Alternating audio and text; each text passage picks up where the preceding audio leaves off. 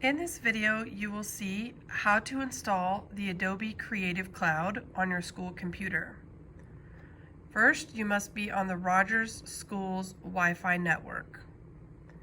Next, you want to click on the red file wave icon on your desktop. Then click Install Software. You'll get a dialog box that opens that looks something like this. Here is the Adobe Creative Cloud, and we're going to click Install. What we're doing now is installing the installer for the Creative Cloud apps. We then have to sign in, and we'll get to choose what apps we want to install at a later time. While this is installing, I'm going to go ahead and click on the name to see if there's any special instructions. There is not.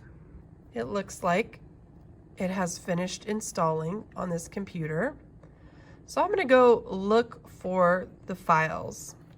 So after you've finished installing the Adobe Creative Cloud installer, we want to double click on your hard drive, then double click on your applications folder,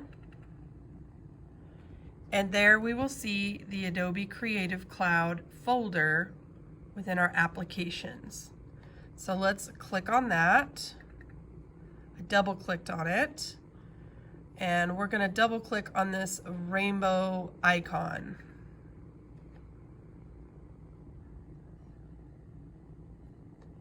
So now the Creative Cloud is asking me if I can have some notifications, and I want to allow them. Then we get the page where we can sign in or create an account. I'm going to ask you at this time to not sign in to the account. Your accounts are in progress of being set up, and you'll be notified when your account is active and you can log in.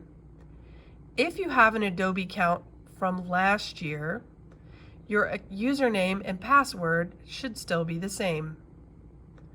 That's the overview of how you can install the Adobe Creative Cloud installer on your MacBook. Thanks for watching.